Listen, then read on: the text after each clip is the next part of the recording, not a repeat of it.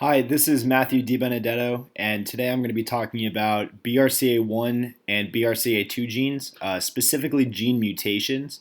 We're going to talk about what it means to have a mutated BRCA1 or 2, who has these mutations most likely, where they're located, and what the implications of these mutations are. So let's start off by talking about what BRCA means and what these genes do. So BRCA quite literally stands for breast cancer genes, BR from breast and CA from cancer.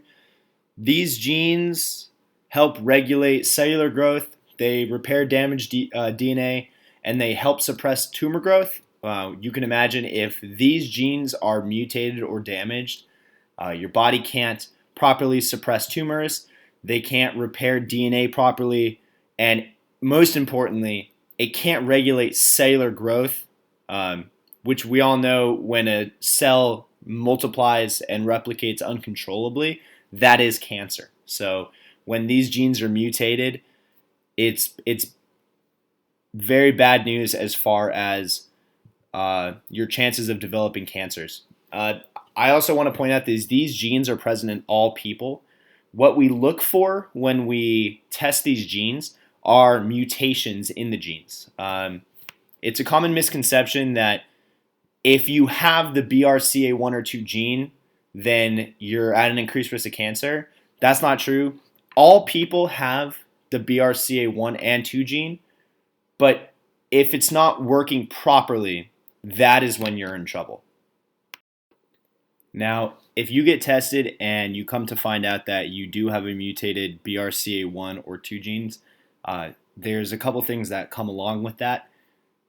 Compared to an average healthy person, you have a 12% chance of developing breast cancer. That is with an unmutated, healthy BRCA1 and 2. If you test positive for a mutated BRCA1 gene, you go from 12% to 72%. That is a dramatic increase. If you get tested as having a mutated BRCA2 gene, you go from 12% to 69%, which is only 3% lower than BRCA1.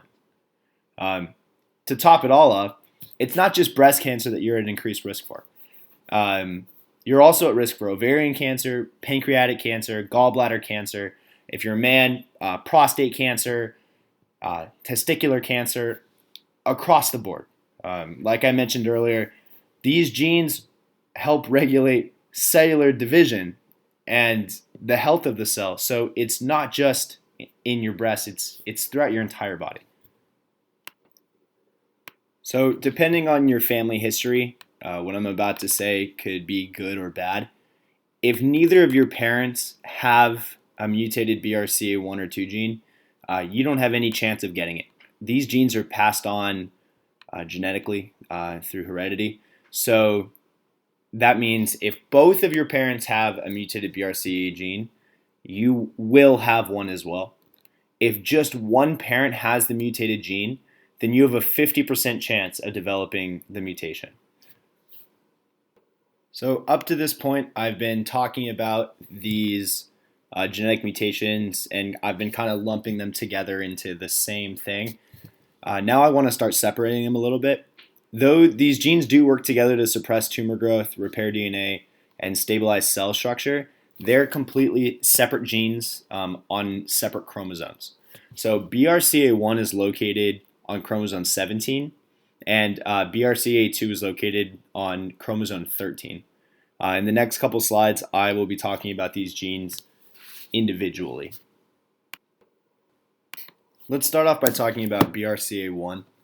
An individual with a mutated BRCA1 is at an increased risk for breast cancer, ovarian cancer, pancreatic cancer, as well as, I mentioned earlier, an abundance of other cancers, but breast, ovarian, and pancreatic are the ones that are at the highest risk when you have a mutated BRCA1. Something that is unique to BRCA1 that is not seen with a mutated BRCA2 is that when you have a mutated BRCA1, you're at an increased risk of developing what's called triple negative breast cancer, which is much more aggressive and more difficult to treat than non-triple negative breast cancer. The reason it's called triple negative breast cancer is because The cancer is not fueled by the hormones estrogen and progesterone or by the HER2 protein. An individual with a mutated BRCA2 gene has an increased risk of breast cancer, ovarian, pancreatic, and gallbladder. So the same three from BRCA1 plus a higher risk of gallbladder than if you had the BRCA1 mutation. There's no link to triple negative breast cancer, so that's a little bit of good news. There's also a 10% lifetime risk of developing ovarian cancer, which is significantly lower than the 40 to 45% chance that comes with a mutated BRCA1 gene. And finally, let's talk about how common these mutations are and where they're commonly found among ethnicities.